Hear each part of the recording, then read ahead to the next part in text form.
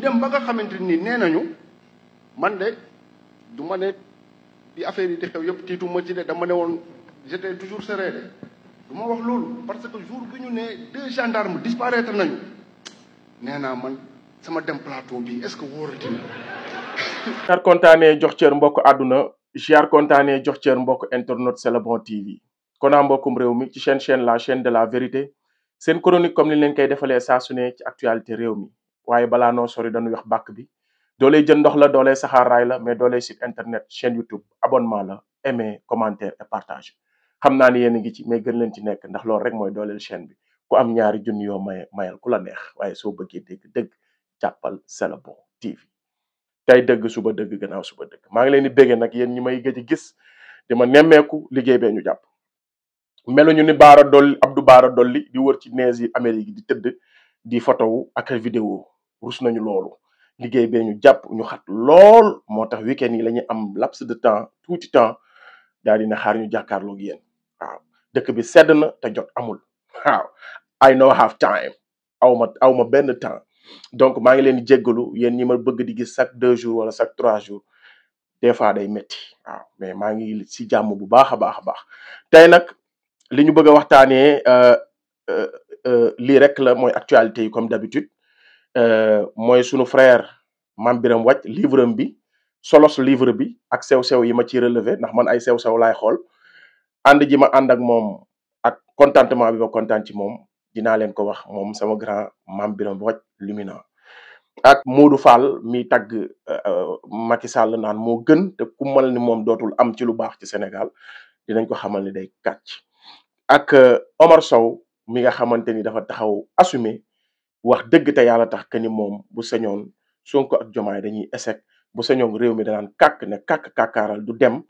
ngir ñu échec ngir ñoom ñu mën a jëlaat pouvoir bi ndax ñoom dañuy opposé te kuy opposé moom ci gis-gisam am ni mu xalaatee opposition mooy da nga war di bu yàq wala da ngaa war a yéene réew mi ndóol réew mi yàqu pour yow nga mën a am li nga bëgg ñoom loolu lañ jàppee opposition fi may mujjee nag mooy Seydina Ousmane Sonko discours am bu mujj bi ginnaaw bi coow li baree dafa am ay sew-sew yum ci wax ay wax yum ci wax yoo xamante ni nii man partagé wu ma ko ak moom te lii Omar Sow di wax ak li xew ci réew mi day wane ni wax yooyu maanaam duñ ci ànd ak moom day wane ni wax yooyu dañ ci war a teeyaat ñu ñëw indi ci ay jàngat xam ne alkamali la mat cëru yàlla la jot lan amul woon boobu ba tey moo tax jàngatuñ ko waaye lii laa leen indil tey toog leen ngeen déglu te xaar xam ni dëgg dina jëpp ko am ñaari junni yoo mayal ku la neex balaa sori nag dañuy nuyu sunu frère sunu xarit Ablaye Beye nga xam ni jaaykatu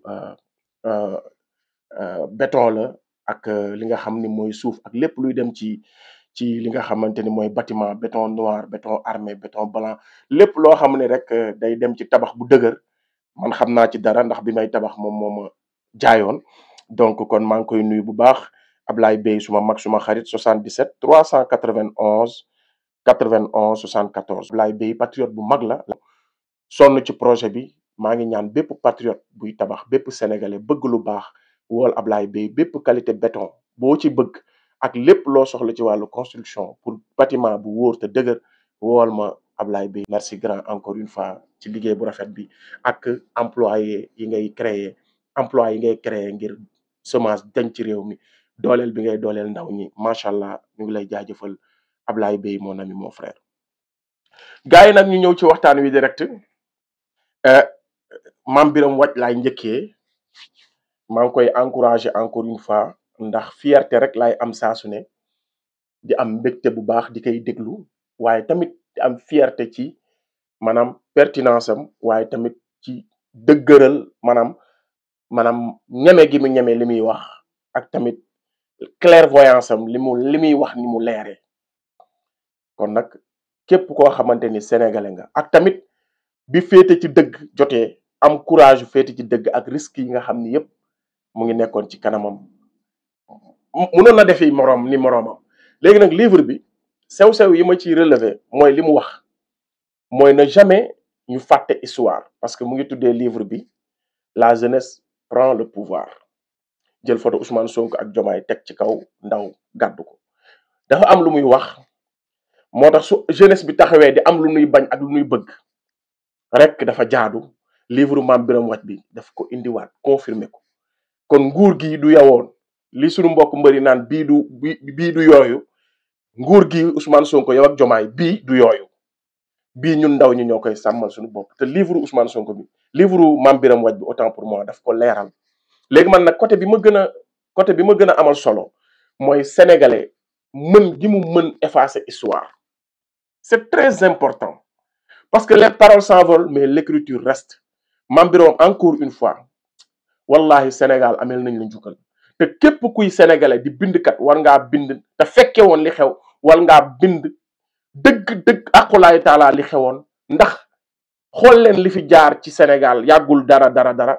nit day toog di nettali loolu sax ay nit fas yéene jël bakkanam yaakaar ni day kàcc te fekk la muy wax mooy dëgg dama ne jaru may tudd benn tur li fi jot a jaar ci histoire Sénégal nit dina toog nettalee ko na mu demee ñu nar koo rey ba président de la république moom ma ngay célébrer lu nga xamante ni ñi ëpp ci sénégalais yi te xam histoire xam nañ ni demeewul noonu wala boog ñooñu nan leen jàppee duñu noonu ba sénégalais taxaw wax ko mu jaral ko ñu dàq ko fa muy liggéeyee ñu jaral ko maanaam ñu di ko móolu di ko saaga te pourtant la muy wax boo yërijee histoire da ngay xam ni moom moo am dëgg léegi nag pour Mame Birame sew-sew bi mu wax pour bañ loolu dalaat ñu ku mel ni Mame Birame war a ñu mel ni ñoom di boroom xam-xam te fekk te sincère te dëggu te fekkee li xew danoo war a bind parce que tamit xool leen li fi jaar bari na de benn rek laa leen ciy wax xam nga moom wax na Barthélémy Dias dàq nañ ko gars yi ñu commencé naan moom moo jàppale Pastef ba mu falu ñu ngi nii tey falu dàq ko xam nga ñu ngi koy wax tey mu lay def ay ree Mame Birame wax na ko waaye bu ñu demee 10 ans 20 ans 50 ans 60 ans ci kanam wala 100 ans tey mën nañ koo dëgg wax mu nekk dëgg nga wax ni demeewul noonu ay mbokk Barthélémy Dias génn porter la plainte waruñu tëj te fekk Barthélémy Dias traître la woon mais ñu ngi nettalee histoire bi neneen noo xam ni ci teel nii mën na laa bañ a def kaa parce que nga xam ni ñax ñi dañuy fen rek mais ci ay jamono ci kanam mën na am ñu ko gëm ba bu ñu amul ay dalil yu wóor bu ñu amul woon ñu mel ni Mame Birame ñu bind ba fi mën naa am sew-sew kon encore une fois foofu laay amee fierté ndax xoolal Ousmane Sonko am na ñoo xamante ni lan la ñuy wax Ousmane Sonko dafa war a wuy ji te pourtant Ousmane Sonko musul taxaw ci 2021 problème mu Adji Sarr ba muy tàmbali musul taxaw ne du ma wuy ji mais pourtant ay nit ñu ngi koy askanale loolu ndax dafa war a wuy ji parce que justice te pourtant dafa ne man damaa bëgg ñu respecter yoon ci sama kaw parce que député laa nañu dindi sama mbalaanu kiiraay ma mën a dem wuy ji am ñoo xam ne ci loolu lañ jàpp ba léegi ñu ngi naan Ousmane Sonko yoon da koo woo wuy jiwul te pourtant Ousmane Sonko bi coow li tàmbali dafa ne man je suis un député kenn du salfaañee su may àq damay bañ j'ai le droit de résister bu ngeen ma bëggee woo ma wuy ji dindi leen sama mbalaanu kiiraay te biñ ko dindee dem na wuy ji te Ousmane Sonko li ko dal ci lu metti ci dundam li gën a metti ñu pamte gën a metti patriote yi wuy ji moo ko teg te ci audience boo xamante ni nii bu ko neexoon bañ a wuy ji mooy bi ñu koy pamte fii barki démb di ko xëpp xooma lan lañ koy xëpp bi ñuy toj ay veeram lépp wuy ji la te wuy ji boobu noonu bu ko neexoon bañ a wuy ji yoon obligé wu ko mu wuy ji kon Ousmane Sonko suñu bindul ci histoire tey teel a bind ñu fekkee lu sincère ëllëg ci biir mën na taxaw di wax ay nit ne ko yow kat munoo wax ci mbirum yoon ndax yoon dara fee woo nga ne wuy ji woo tax ngir sàmmonteeg yoon imposer yoon mu respecté yoon imposer état mu respecté yoon ak àq nit ñi moo tax mu ne du ma wuy ji ndax dama am àq te àq bi ma askan wi jox muy mbalaan mi kenn du ko salfaañee nañ ko dindi ci yoon nu mu ko waxee may doog a wuy ji te pourtant nañu dindee mbalaanam sax jaaduwul mën nañ koo xoolaat ca jamono assemblée boobu waaye teewul biñ ko dindee dem na wuy ji ñu ñëwaat pour wan leen pertinence su livre Mame Birame bi lu am solo la te képp ku mën a bind na ko bind ñu bàyyi fi ndax le temps est le meilleur juge waaye sénégalais dafa mën a sos sénégalais dafa mën a fàttelu Ousmane Sonko dafa toog ne xale yi sax am nañu naan ku dee sa yaay juraat ngir combat bi fi mu leen toll waaye mani leen sax dee du ci am ndax loolu jaru ko Ousmane Sonko lii la toog en live wax ko mais ba ci Sénégal ba léegi nii am na nit yuy taxaw jàkkaarloog sénégalais yi toog les yeux dans les yeux naan leen Ousmane Sonko moo fi taxaw wax ni ku dee sa yaay juraat xale yi génn leen léegi seen tey lañ ko mën a wax da nga ne ngaa jàppee ki daa mën a fen mais ëllëg mën nañ ko wax ay at ci kanam mais nit ku ko fekkee ba di ko weddi moo fi dul am ku ko fekkee ba liir ko ba weddi ko sax bu taxawee dañ naan ko da ngaa mën a kàcc mën nañ koo jaarale fi ñuy jaarale Cheikh Omar Diagne mii tey. kon bind histoire Sénégal dafa mënta ñàkk ci jamono 2021 ba 2024 loolu dañ ko war a bind teg ko kenn bañ cee dindi virgule ndax ñun on est des témoins oculaires. xool leen loolu sew-sew yi ma leen wax ku dee sa yaay juraat bi ministre sax taxaw na wax ko muy Antoine Diome ay ministre toog di ko confirmer di ko wax te sénégalais yëpp xam nañ ni ministre bii di wax day fen moom xam na ni day fen mais teewul mu ngi koy wax. léegi imaginer fii ak 100 ans wala fii ak 20 ans wala fii ak 50 ans ci kanam wax boobu est-ce que du am ñoo xam dañ koy gëm ndax fekkee wuñu woon. kon bind lu mënta ñàkk la kon nanu bind li xewoon te teg ci suñu bakkan bañ kenn dindi ko. man amoon na ay jamono suma xarit Cheikh Bara bi mu ci bëggee dindi tuuti dama ne ko du ci amee du ci dal. benn sëriñ libéré wul Sénégal benn sëriñ c'est pas les marabouts sa jël teg ci suma bakkan. loolu noonu nag tey lañ ci gën a mën a taxaw ku mu mënti doon soo bëggee changer histoire bi virgule ñu ne la du ko te livre Mame Birame bi na ko ñëpp jënd am ko ndax loolu mooy tax muy doon preuve ëllëg ndax tey jii li muy wax kenn mënu koo weddi kon kenn du ko weddi ëllëg. ñu ñëwaat li lay wan ni bind livre Mame Birame bi mënta ñàkk xoolal tey Aïssata Tall Sall toog na mook Maïmouna Ndour Faye MNF ne moom moo tax Ousmane Sonko dem ci Cap Manuel ci hôtelam boobu ñu ko dugal ci kaso boobu te kaso mënta nekk hôtel ci hôtel kaso bu yaatu bi ñu ko dugal moom moo dem ñaan Macky Sall wax ak moom Macky Sall ne ko léegi defal ko loolu. léegi kon moom mu ngi wane ni moom am na lu baax lu mu jëf ci mbir mi léegi xoolal kooku maanaam fi mu toll nii ku nekk mu ngi naan man lu bon la ànduma ca woon même ña ko doon def nekkoon au cœur tey jii boo leen dékkoon micro ñu ne la man musuma yéene Ousmane Sonko lu bon. léegi est-ce que histoire loolu la war a jàpp wala li ñu fekkee te gis ko la histoire war a jàpp kon li Mame Birame di bind dafa am solo. wax na ko ba Ousmane Sonko di jógee caravane am de la liberté bi mu doon def ray gañ fa ray nit ñu ne nitu Ousmane Sonko yi ñoo doon jàkkaarloo force de l'ordre te ay nervi la préfet bi wax. maanaam yooyu yëpp soo ko jàngatee nga gis Aïssata Tall Sall nga gis ay nit yoo xam ne ñu ngi woon au cœur ci def lu ñaaw ba ci maire bi ñu mujjee fal biñ ko dékkee micro dafa ne musul wax lu ñaaw Ousmane Sonko musul wax ci affaire Adji Sarr te boo demee nga xool histoire da ngay xam ne day kàcc. kon yéen gars yi yaakaaroon ni Mame Birame wàcc livre bi ñëpp ko war a jënd am ko pour ëllëg. kon Mame Birame yàlla mi mën a fay yàlla na la fay ci gis-gis bi nga am te maa ngi ñaan képp koo xam ne bindkat nga di boroom xam-xam nekk ku sincère te fekke yëf yi na nga def ni Mame Birame ñu bind histoire bi nga xam ne moo am de mars 2021 ci lañ xam traître yi ci lañ xam ñi bëgg Sénégal ci lañ xam jaam ñi ci lañ xam gor ñi ci lañ xam ñi nga xamante ni tey ay nitu dëgg lañ. loolu dañ ko war a bind teg ko ngir suñuy doom ak suñuy sët ëllëg bu ñu ñëwee ñu bañ leen a nax ci histoire wala ñuy werante ci histoire. mën naa cee wax lu baree bari mais temps bi laay calculer mais Mame Birame yàlla mi mën a fay yàlla na la fay te livre bi maa ngi lay ñaan man nga jox ma ci benn.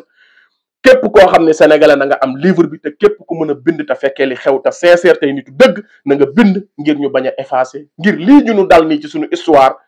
ci mbir yi xewoon barki démb boo njaay wala yi xewoon Caaroy 44 ak xew bañ ñoo dalaat. sénégalais dafa mën a kàcc sénégalais dafa mën a falsifier histoire sénégalais dafa mën a néewal doole histoire. ndax lan ku nekk da nga naan maa fi defoon te ñëpp mënuñoo doon ay jàmbaar ndax barki démb boo njaay bi ñu taal réew mi di toroxal réew mi am na ñoo xam dañu préféré woon ànd ak Macky Sall mii ba tey ñu di ko gërëm foofu laay defee transition ñëw ci Modou Fall ak ki nga xamante ni nii moom mooy Bara Dolly. Modou Fall dafa taxaw jàkkaarloog sénégalais yi ne dootuñu am ku mel ni Macky Sall ci Sénégal ci mbaax maa la ko wax fuñ koy jëleetee ku mel ni Macky Sall xalaatal ba sa bët yi wadd amatul. xam nga kii tey mu ngi koy wax tey jii mu lay defi ree ba tey ci livre Mame Birame bi laa lay wax solos gi mu am ci retracé waat li xew dëgg-dëgg ak ni mu xewee tey kii di ko wax ni ay ree la def naa ko vidéo TikTok ñëpp xam nañ ni li muy wax ay waxu naqa saxandak la mais imaginer ci kanam tuuti wax boobu lan la mën a doon buñ ko weddiwul tey parce que mu ngi ñuy présenté ñun Macky Sall bu ñu xamul mu ngi ñuy présenté Macky Sall bu ñu comprendreul mu ngi ñuy présenté moom Macky Sall boppam bu ko def Macky Sall ñëpp Modou Macky Sall boobu nga ñuy wax sax Macky Sall la mais ñun Macky Sall bi ñu xam ay li yëwén baaxul du gor du nit kuy wax dëgg du ku yërëm askanam Macky Sall bi ñuy wax du ma wax sax ci wàllu politique damay ñëw rek ci wàllu diine comme yow oustaz Modou Fall ngay woowee sa bopp ci wàllu diine rek lay ñëw bu ma ñëwee ci wàllu diine rek ci de diine kese oustaz imam Alioune Badara Ndaw di jàngalekatu alxuraan di oustaz di imam kon yow Macky Sall tey moo ko toroxal tëj ko injustement moom nguuram jaay ko doole torture ko ba mu génn àdduna kooku mënul doon nit ku baax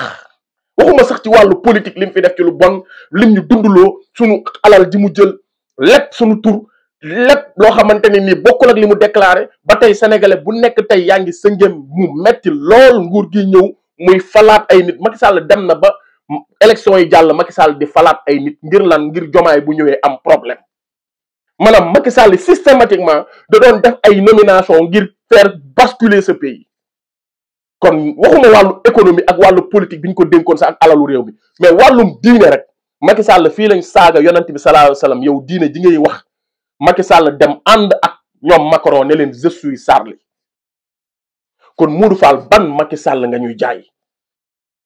kon su maam biram bindal wala ñu mel ni ñoom mën nañ leen jaay ëllëg Macky Sall bu baax te Macky Sall munul baax ni mu exercer pouvoir au Sénégal munul baax waxuma la rey gi mu rey sunuy doom seetaan gu mu seetaan ñuy rey sunuy doom maam biram wax na ko bi mu toogee ñaari soldat ay militaire nekk au fond nekk ci biir war a aar réew ñu ne disparaître nañ nee na foofu la tiit jotee ba muy fanaan wal fajiri waaw ma ni ko boobu amul kenn koo xamante ni yow sa sécurité nekkul woon en danger kon tey Modou Fall gàcce gi sang ñay sëlamu la Modou xam nga lan nga war a def nga gore te dem liggéeyi ngir yàlla ak yonent bi gore leen te dem liggéeyi ndax dóor yi doon am ak TFM la ngeen fa doon am mënatoo leen di yàgg Pape Cheikh ngir yàlla ak yonent bi wala ngeen bàyyi diine l'islam gi ngeen di fowee ñàkk ngeen fayda ay non sens ngeen di waxoo leen lu am sens fan yee Pape Cheikh génn na di wër plateau yi ne dañuy bratini tey yow ñëw nga di ñu jaay Macky Sall bu ñu xamut soo ne woon Macky Sall moo gën ci man kenn du ci wax ndax fii nga taxaw toogloo ñu suñuy gazu maam ndax alal ju bari lu la jabalu Macky Sall di jox is ba dégg kon ñun mun nañu ba mu mettee tey nag metti na ci ñëpp muñal te nga dimbali ñu ñun bi muy neex ci yéen di metti ba muy neex ci yéen di metti ci ñun dañ koo muñ de mu metti lool ñuy dund lu metti nga toogloo ñu suñuy gazu maam tey nag réew mi dañu kaa jubbanti la doon am amatul Macky Sall jël alalu réew mi di leen ko jox ngeen ne moo gën ci yéen moo tax buñ nee Sénégal tey histoire bu demaatee bañ ne ay traître amoon nañu mais dañ naan traître amul ay maamu Modou Fall mi mën nañoo ay sëtu Modou Fall mën nañoo jug ne non sama maam du woon traître dañ may porter plainte te fekk sa maam traître la parce que Macky Sall mi lor askan wi moom intérêt personnel am bu muy am ci Macky Sall tax na mu bëgg ñoo wax ni Macky Sall dafa baax ba Macky Sall la mu def toroxtaange bi mu torox la askan bi rey gi ak économie bi mu delloo ak rey gi mu rey ndaw ñi moom pare na pour assumer ko nangul na ko ndax lu baax li mu koy defal ba tey loolu teewul nee na Macky Sall dafa baax est-ce que dégg ngeen fi may waxee mooy xool leen Macky Sall li mu fi def ci ñaawteef mais intérêt personnel u boppam tax na moom li Macky Sall def nit ñi ak li taxoon ñu fal ko échec na ko Sénégal la taxoon ñu yëkkati ko jox ko réew mi échec na ko waaye comme moom gis na boppam ci Macky Sall nam daan doxalee rek moom nice quoi lii bu dul traître lan la kii bu jamono doxoon tey bañ ne ñi doon xeex pour libérer Sénégal Modou Fall mi bokk ci woon au contraire daa àndoon ak ñuy lor Sénégal mais ay nit mën nañoo taxaw ne dañoo yàq deram ay nit mën nañoo taxaw ay sëtam génn di wax te fekk niñ ko waxee noonu la demee parce que nañ waxante dëgg ñii ñuy tey di la wax ay traître parce que bi tubaab bi di ñu noot dañoo àndoon ak tubaab bi léegi kii bi Macky Sall di ñu noot dafa ànd ak Macky Sall ba tey mu ngi ñuy bëgg a gëmloo que ni ku mel ni Macky Sall ci mbaax amul kon ñii ñooy ay traître te bu histoire bindul ëllëg mën nañoo seeni sët mën nañoo cëppi suñuy kaw te duñu ko nangu kon maam Biram jaajëf encore une fois dolli dama leen di wan tuuti ci dolli rek ku ñàkk fayda la ñu xool ko mu ñëwaat. yéen moom baa foofu amul classe baa yéen ngi gis xaalis bi waaw fii de moom lii fi am ah dëkk bi daal moom lii de am Amérique waaw ñii daal toll nañu coow moom baa yéen coowul moto yaa ngi wàññi ko waay. waa gis ngeen dolli man mii nekk Amérique rus naa image yi te moom mii nee na am nañu ko yaakaar moo tax suñu leen di wax ne ñun Serigne Touba xooluñu ko ci ñii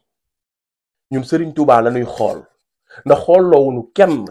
ku dul diine ku dul alxuraan ku dul yonent bi sallallahu alayhi wasallam moom jëmmam sax royloo wuñu ko yonent bi lañu yàlla royloo. genre doomu aadama yi ñoo nekk ci réew mi di mbubboo ay sant te tekkiwuñu dara kii boo ko xoolee affaire jigéen sax lay def affaire féeg te Amérique gii nga nekk tal nañ leneen ndax Los Angeles ngeen di tàkk di boy yow yaa tal bëgg yaa tal nekk di sinap ci ay glace nekk complexé mais fii ñi fi nekk te am jom rus nañu lii te doon ay xale man mii di xale bu ndaw nekk fii wallahi awma temps bu may defee lii waxuma laak nag sa réew am ay ndaw yu jug conflit xaw fa am nga war a joxe ay conseil ñii ñooy tey lañ doon wax député ñi seen bopp moo leen ñor lu ñu bokkul nañ ci xëpp kaani nañ ci xëpp suuf comme tey jii moom li mu doon ut amu ko bu ko Sénégal ñoroon lépp lu intérêt Sénégal dina taxaw wax ci dalal nit ñi mais du def ay mbalak ak waxu ñàkk fayda yi moo leen wan ne ñi tekkiwuñu dara ay mbubboo ay sant la nuy mbubboo ak i dëkk ak i maam waaye seeni jëmm tekkiwuñu dara tey te duñ ko tekki ëllëg te tekkiwuñu dara pour Sénégal te duñ mës a tekki dara ngir Sénégal tax Sénégal jaralu leen dara parce que pour man Amérique gii nga nekk yow yaa tal di def ay affaire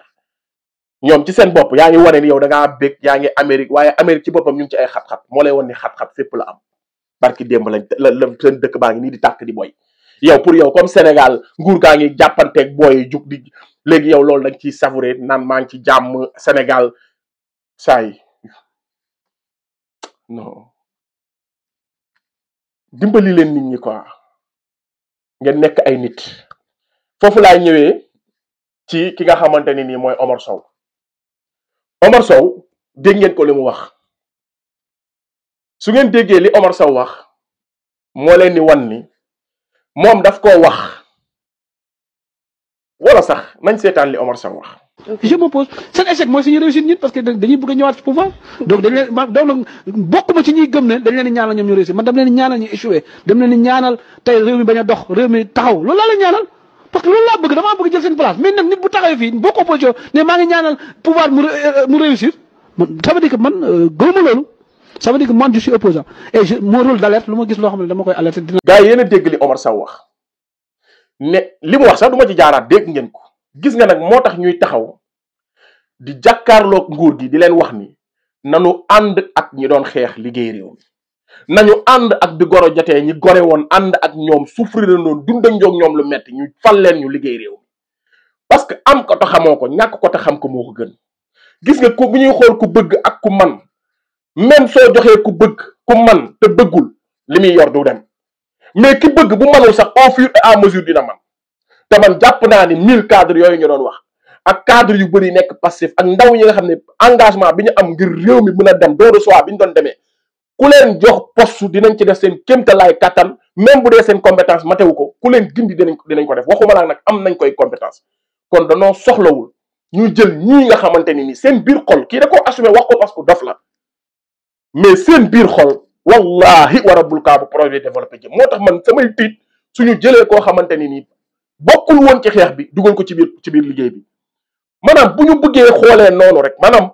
réew mi bu ñu bëggee yemale ñëpp def ñëpp benn rek foofu la jomaay di essayer parce que réew mi jotee wuñ ko mu nekk benn da nga koy jubbanti ba pare nag doog a ne gars yi kaay leen ñu bennoo da nga koy teg ci yoon ba pare doog a ne gars yi kaay leen ñu bennoo da ngay teg lii yoon ba pare doog a ne si man maay président ñi baax ak ñi bon ñëpp mais da ngay rëkk ndigg ñi bon ba ñu tegu ci yoon teg ñëpp ci yoon teg lépp ci yoon ña nga àndaloon di xeex ngeen ànd liggéey réew mi ba réew mi gis ni ñu ngi jubbantiku ngeen soog a nag taxaw ne léegi baalante am na kaay leen ñu àndandoo ñu def ñu dem ku nekk xam yaay kan mais du ñu jukki rek jot nguur rek bëgg ne léegi ñun ñëpp dañuy nekk benn du ñu nekk benn parce que mbañi daaw ji bu ñu nangoo tey seeni pexe du jub kon ngir yàlla ak yonent bi dégg leen ndaw ñi parce que Mame Birame wax na leen ko la jeunesse prend le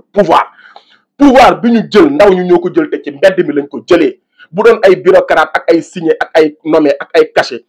pouvoir bi duñ ko jël ndaw ñu ñoo ko jël kon bu leen bàyyi mukk may nopp ndaw ñi naan ils sont émotifs foofu laay duggee ci Seydina Ousmane lu mu wax parce que Sénégal ñoom opposition li ñu jàpp mooy lépp lu nguur gi def dañ ciy xëpp suuf da ngay créer sax gis nga booy jakartaa yi ñoom ñoo nekk seen ginnaaw kii wax na ko da ngay créer sax ay problème pour nguur gi daanu mais loolu ñoom gis-gis boobu lañ am ci opposition contrairement nag ak occidentaux yi ak tubaab yi patriotisme bi ñu am que ñoom opposition mooy fexe nekk sentinelle lépp loo gis mu baax nga encouragé ko ànd ci sax waaye lépp loo gis ni lii bokkul sa gis-gis wala bokkul ak réew mi nga dénoncé ko waaye di créer ay problème di ko créer nguur gi di jël ndaw ñi di leen exciter ci kaw nguur gi ngir lan ngir nguur gi échec nga waxal ko sa bopp moom moo ko wax mais Macky Sall da koo jëf bi muy dem dafa lepp lu mu leer ne du ngeen ko fay nominé directeur yëpp nominé ay nit def ay surfacturation def lépp ngir bu ngeen ñëwee ngeen échec léegi nag kii daf koo wax waaye ñi ànd ak Macky Sall ñi mu faloon dañ koo jëf léegi ñooñu bu ngeen wëlbatikoo waat joxaat leen opportunité ñu am ndomba tànk mais ñooñu lépp lu ñuy xëy di jëf lu leen échegal la ñuy jëf moo tax ndaw ñi jël pouvoir bi fa laay duggee ci Seydina Ousmane li mu mujjee wax na ñetti wax yoo xamante ne nii bëggatuma jàpp ma ni war na koo wax benn mooy patriote yi dafa am dañoo neex a yóbbaale wala dafa am ci ñoom ñu neex a yóbbaale gis nga Seydina Ousmane ñun li ñuy kaas bu ñun lu ñu mel bu ñu neexoon a yóbbaale tey yéen du ngeen accéder au pouvoir mukk ci àddina façon manipulation bu dul manipulation jinne teg nañ ko façon alal bu dul alalu jinne proposé nañ ko patriote bi façon menace bu dul menace jinne proposé façon risque bu dul risque jinne dund nañ ko dañoo gumba tëxlu ne ñun gëm nañu projet bi gëm nañu jub-jubal dubalti bi ngeen gëm nañu yéen a mën a changer Sénégal ci seen dëggu du seen compétence boo xam ne dañ koo xam de parce que mosoo leen gérer dara ci état mosoo leen nekk ministre mosoo leen nekk député mais ci seen dëggu ak seen wóor ak seen ragal yàlla ak seen gëm yàlla lañ leen takkoo gëm par rapport ak ñi am carrière par rapport ak ñi am ay milliards par rapport ak ñi nga xamante ni tey jii def nañ fi nit ñi gis ñu mën leen fi ne ñukk ne yéen seen dëggu ak seen wóor ak seen taxawaay bu dëgër ak seen ragal yàlla ñu langaamu ci yéen ba tey ngeen accéder au pouvoir kon ñun bu ñu neexoon a yóbbaale wala suñu bopp yi di suuf su nangu ba loo ci ji mu sax Ousmane Sonko tey doo toog fi nga toog kon moo boobu na nga ko arrêté parce que moo boobu ngay wax da ngay réconforté ñi naan ay xar ñoo la topp ñun neexu ñoo yóbbaale te ñooñu doonu di excité di attaqué nguur gi di wax dara mënuñ ñoo yóbbaale da ngeen a def lu ngeen warta def ñu taxaw jàkkaarloo yéen wax leen ko assumer leen ko ngeen dindi ko tamu bañ leen dalat mais suba man Kona ak képp kuy patriote bu dëggu amul lenn looy rëccu ci yéen ñi nga xam ne yéen a taxaw jàkkaarloo yéen yow Seydina Ousmane ni ànd gor la ñu ànd suñu doxalee ba ngeen gis ni fi ñu jaar baaxul wala li ñu waxante woon defuñu ko jàkkaarloo yéen ngeen wax ñu ko xëy na niñ leen koy waxee mën naa bañ a wuute parce que kenn ku nekk ak ni ngay gisee ak ni ngay waxee waaye wax gi moom faafu day am kon ñun bu ñu neexoon a yóbbaale tey duñu egg si fii nañu arrêté ñu nawlonte ñu bàyyi pouvoir buñ ci yéegee di wax ay yeneen parce que suñu taxawaay bu dëgër bii moo tax lépp luñ mës a songu daan ko suñu taxawaay bu dëgër bii ñu am ci focus ci lépp loo xamante ni baaxul ci réew mi wala lépp loo xam ne day demale projet bi kanam moo waral nga woote Dakar Arena mu fees ba nga am lu weesu sa njot moo waral boo ndeloo sax gars yi ndelu moo waral boo maccee passi gars yi macci passi énergie boobu noonu dañ ko war a préserver su ñëwee nag daal ci sa kaw da ngeen koy nangu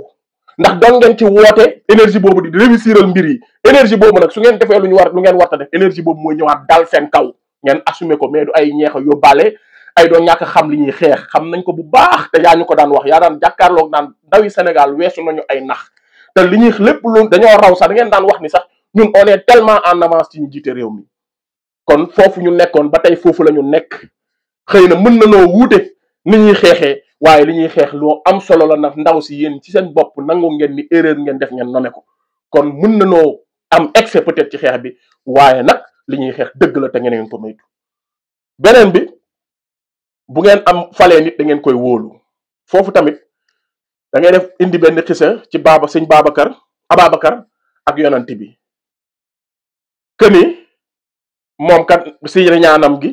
biñ ko laajee dafa ne bu dee moo ko wax rek dëgg la foofu da ngay indi maanaam li ngay wax ak li nekk di xew ça n'a rien à voir parce que Ababacar yonant bi yàlla moo ko doon wax yu yonant bi salaasam da daan wax sax gars yi ne ko yàlla moo ko wax wala say waxi bopp la bu dee ay waxi boppam la dañu kaa taaj waxtaanee ko kon encore une fois tubaab sax wax na ko la confiance n'exclut pas le contrôle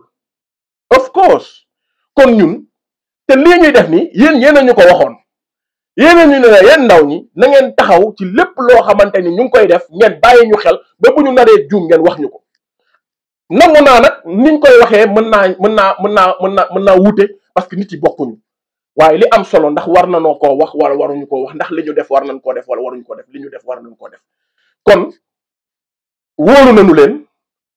buñ leen wóoluwul wóolu la weesuwul nga joxoñ sax ñu wóolu ka nga joxoñ kon yow di taxaw naan bu ngeen ñu wóoloo moo nit ki boo ko jiite leen koy wóolu warul génn ci sa gémmiñ wóolu la moo tax nga joxoñ ñu dem topp ki nga joxoñ wóolu la moo tax nga woo foo ñu woo ñu wuyu la wóolu la moo tax ñuy dee ndax yow kon loolu jàpp naa ni lu ñu war a retirer ci say communication la li am solo te am solo mooy on restera là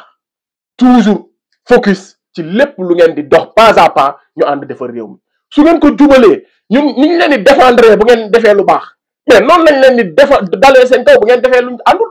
mais ñaata position ngeen fi jël ay nit jug di dal ci seen kaw nguur gi ñun ñu takku mel ni ay soccet dal ci sa kaw ñooñu ñaata décision ngeen fi jël yu baax ci réew mi ñu taxaw défendre ko su ngeen jëlee décision boo xam ne bokkul ci projet bi noonu la ñuy taxawaatee dal ci seen kaw est-ce que lu tax ba ñuy dal ci kaw ñooñu noonu ci décision bi ngeen jël yéen génnoo leen ne ñun dañoo neex a yóbbaale wala dañoo nangam wala dañoo émotif wala dañuy am excès mais parce que li ñuy wax ci seen kaw la dal kon assumer leen ko yéen nguur gi ndax yow yaa ñu ko jàngal Seydina Ousmane yow yaa taxaw fii jàkkaarloo ñëpp élection yi passé nga ni Diomaye Faye dal ci kawam dal ci ministre de la justice dal ci ministre de l'intérieur te yaa ci biir état bi waaw mais tey nag bu Diomaye jëlee décision nga jël ko ngeen def erreur ñu dal ci seen kaw assumer leen ko te pourtant ton ba nga ko doon waxee am na ñu taxaw naan waroo waxee noonu ni noonu am na ñu taxaw naan waroo wax loolu am na ñu tax ñun dañoo taxaw ne war nga koo wax parce que rupture moo am kon ñun défier wuñu président attaqué wuñu encore nga ni ñetteel bi mooy kenn du défier président kenn du ko attaqué ah kay Macky Sall buñ ko défier wul woon buñ ko attaqué wul woon du fi jóge tey déedéet président nit la légitimité bi mu am ba doon président askan wi ñoo ko jox su jëlee décision yoo xamante ni askan wi ànd ñu dañuy taxaw défier ko ne ko waxante wuñu woon ak yow lii waaw xëy na nag mën nañoo bañ a saaga wala wax lu ñaaw mais dama le la doomu aadama bu nekk ak xelam ndax téeméeri nag ku leen yor boo yoree benn yat dina ko doy mais téeméeri nag nit ku nekk ak xelam ku nekk ak yatam kon niñ koy waxee mën naa wuute waaye la ñuy wax ngeen bañ kaa def rek ndax munoo yar ñëpp ku ndeyam yaru baayam yaru ko tey ju yow yaa koy yar ci say live li am solo mooy li ñu waxante ngeen respecté ko te fi ngeen teg seen tànk ngeen di ko xool li ngeen di def ngeen di ko xool ndax méngoo na ak li ngeen waxante woon askan bi ndax ànduñu mukk ànd jayante te duñ ko ànd mukk moo tax su ma gisee patriotes yi ñenn ñi naan ay dañoo réccoog wala dañoo juum ak ay président damaa rusat wallahi dañuy nax dañ lay nax amul benn doomu aadama bu way bu war a réccu ci taxawaay bu ñu am bi nga xamante ni moo ñu boole ci nan la ñuy sàmmee projet bi ci bu ngeen jëfee lu baax ay nit bëgg cee xëpp suñu taxaw xeex ko bu ngeen jëfee naka su dul noonu ñu dal ci seen kaw waaw loolu moom man je l'assume et j'en ai fier te loolu bépp doomu aadama boo xam projet bi fu mu tàmbalee ak lu ñu boole dañ ciy fier kon yooyu noonu laay gën a bàyyiloo xel ci li fi xew yépp nga gis li Omar Sow wax soo leen xoolee loolu rek war ngeen a bàyyi xel patriotes yi ngeen gis livre Mame Biré bi la jeunesse prend le pouvoir ñun ñëpp ay ndaw lañ te incha allah dañoo jël pouvoir bi dañ koy jël nag waaye jëluñu ko bàyyi ko ak yéen dañ koy jël ànd ko ak yéen doxal gars yi tey li laa leen indi loon ndax damaa gëj a waxtaan ak yéen ku yor am ñaari junni yoo mayal ku la neex waaye soo bëggee dégg jàppal C'est le Bon TV ngir yàlla maximum de partage ndax mu egg ci ñoom jaa ngeen jëf